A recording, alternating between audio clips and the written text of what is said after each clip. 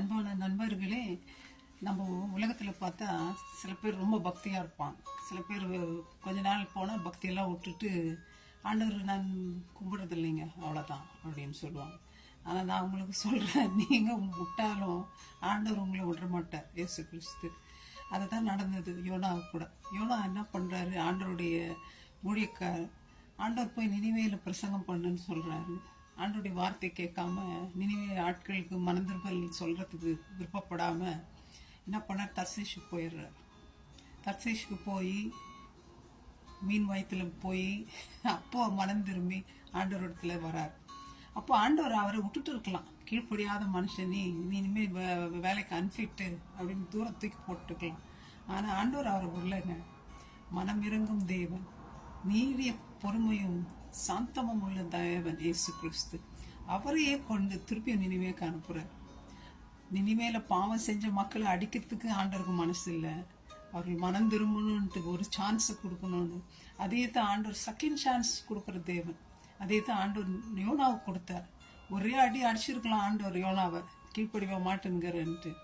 ஆனால் அடிக்காம உயிரை கொடுத்து திருப்பி என் ஊழியத்தை செய்யன்னு திருப்பி தூக்கி விட்டாரே. ஒப்பா பாப்பா, எவ்வளோ கருணை உள்ளம் படைத்த தேவன் அவர்.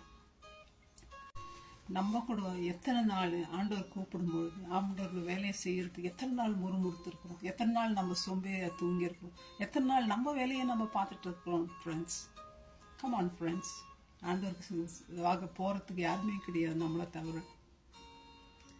ஆண்டவருடைய நற்செய்தியை சொல்கிறதுக்கு யாருமே கிடையாது. நம்ம என்ன பண்ணிகிட்ருக்கோம்? ஆண்டவர் கூப்பிட்றாரு, நான் உனக்காக அடிக்கப்பட்டேன்ப்பா, நீ எனக்காக என்ன செய்தாய் ஆண்டவர் கேட்குறார். மக்கள் எல்லாம் அழிந்து போகிறாங்க, நித்திய ஜீவனுக்கு போன நேற்று அதை தான் ஒரு நண்பரோடு பேசிட்டு இருந்தேன். அவங்க சொன்னாங்க, நான் கிறிஸ்டியனை விட்டுட்டேன், கிறிஸ்டியானிட்டியில் இல்லை, இப்போ என்னவா இருக்கீங்க, கடவுளே இல்லை. அப்போ நான் ஒரு கேள்வி கேட்டேன். குழந்தை பிறக்கும்போது எங்கேயோ வந்து மூச்சு வருது, அந்த மனுஷன் சாகும்போது அந்த மூச்சு எங்கேயோ போகுது, உடம்பு தான் நம்மகிட்ட இருக்கு. அப்போ அந்த மூச்சு எங்கே போகுது? மறுவாழ்வு உண்டு, மறித்த பிறகு ஒரு உண்மையான வாழ்க்கை உண்டு.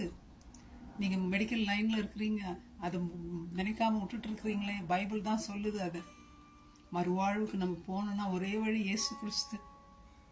அந்த இயேசு கிறிஸ்துவை நீங்கள் நம்பலையே, விட்டுட்டீங்களே. ஆனால் அவர் உங்களை விடலை, கண்டிப்பாக உங்களை துரத்தி வருவார்.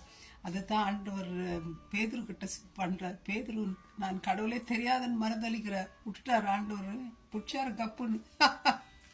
உன் மேலே தான்ப்பா என் சபையை கட்டுவேன். ஆகவே நீங்கள் யாராக இருந்தாலும் சரி, ஆண்டவரை விட்டுட்டு இருந்த ஆண்டவர் உங்களை விட்டுட்டாருன்னு நினச்சிக்காதீங்க. திருப்பி வராரு உங்கள் பின்னாடி. நீங்கள் ஆண்டவருக்காக எழும்ப போகிறீங்க, ஆண்டவருக்காக ராஜ்யத்தை கட்ட போகிறீங்க. ஆண்டவர் உங்களை ஆசீர்வதிக்க போகிறார், உங்களை கொண்டு யூஸ் பண்ண போகிறார், பார்க்க போகிறீங்க நீங்கள். ஆகவே ஆண்டவரை நோக்கி நம்ம போவோம். என்ன பாவம் இருந்தாலும் ஆண்டவர் மன்னிக்க சித்தம் உள்ளவராக இருக்கிறார். நீங்கள் கிறிஸ்டினாக இருக்கலாம், வேற ஜாதியாக இருக்கலாம், வேற என்னமா இருக்கலாம், எல்லாரையும் மன்னிக்கத்தான். அந்த நினைவே ஜனங்கள் ஒன்றும் கிறிஸ்டியன் கிடையாது, அவர்களையும் மன்னிக்கத்தான் ஆண்டவர் ஜோனாவாங்க அனுப்புகிறார். அப்பேற்பட்ட இரக்கமுள்ள தேவனை நம்ம நோக்கி பார்ப்போம், பாவங்களை அவரிடத்துல அறிக்கையிடுவோம். நமக்கு மீட்பு, சந்தோஷம், சமாதானத்தை கொடுப்பார். மறித்தா நம்ம இயேசு கிடத்துல போகலாம். God bless you, my friends. Thank you. Bye-bye.